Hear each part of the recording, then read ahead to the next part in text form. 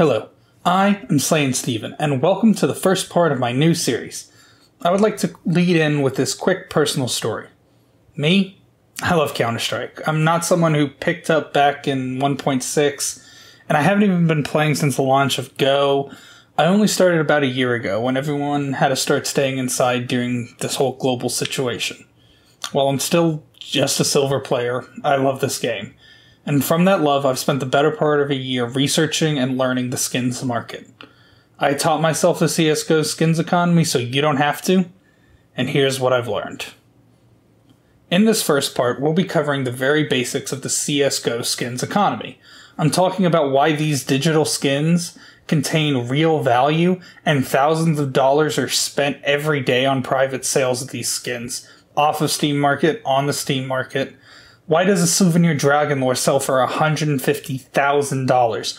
Why are Glock fades easily over $1,000 themselves?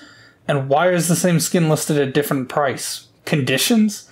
Very basic information for people who are experienced buyers and sellers, but when I first came to Counter-Strike, I had no idea about any of this, so I wanted to start this educational series with the very basics. Part 1. Rarity. Different skins are harder to come by than others. For instance, the chance of opening a knife, one of the highest sought-after items in any loadout, has roughly a 1 in 384 chance of dropping from any given case opened by a player. Meanwhile, a skin of blue rarity, referred to in-game as mil-spec, will drop about 80% of the time. This, combined with the fact that a key is required to open each case that costs $2.50 before any applicable taxes, or the price of the case itself, creates inherent value in each skin. But what makes them truly worth something is the fact that these skins are not locked to one account, like microtransactions in other titles such as Fortnite or Call of Duty. These skins can be sold on Steam for Steam Wallet funds, sold using a third-party site, or traded back and forth between real players for things such as cash. We'll get into those methods in a future installment, but today we're just sticking on why these skins have value.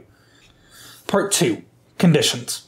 So you're in a game of Counter-Strike. You see a teammate holding the M4A4 Emperor. So you decide you want to splurge and get your very first in-game skin. So you decide to look it up on the Steam Market, and what's this?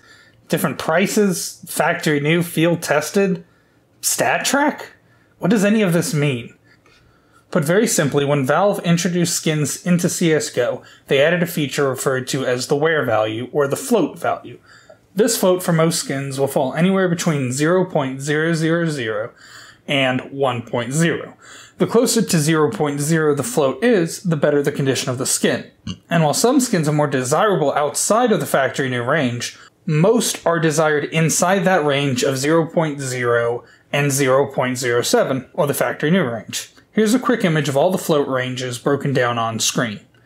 Depending on the skin, a higher flight may make the skin more scratched, even to the point of being beyond recognition, or it might simply just appear darker.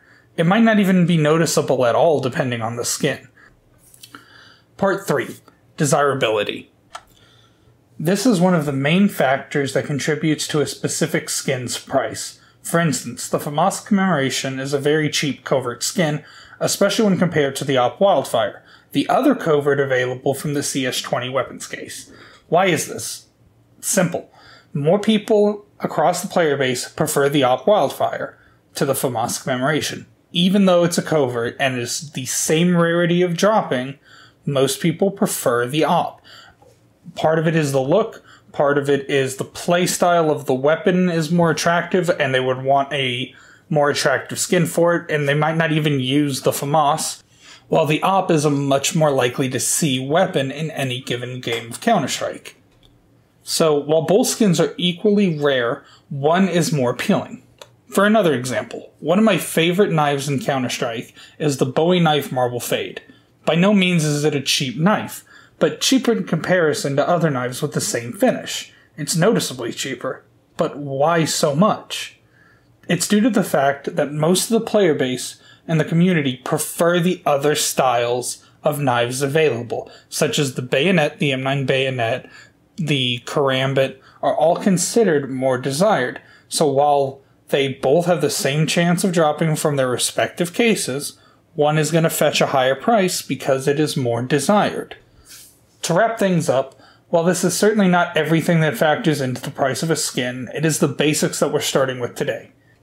Next time, I will cover how these skins are sold for things other than Steam wallet funds using third-party sites. Thank you for joining me as we start this new series. I'm Slayin Steven. Be sure to subscribe to see the rest of this series as well as other skin-related content. Please comment down below in the comments section if you have any questions or anything else to add. Be sure to like the video if you like it or dislike if you disliked it. It's been a pleasure, and we'll see you soon.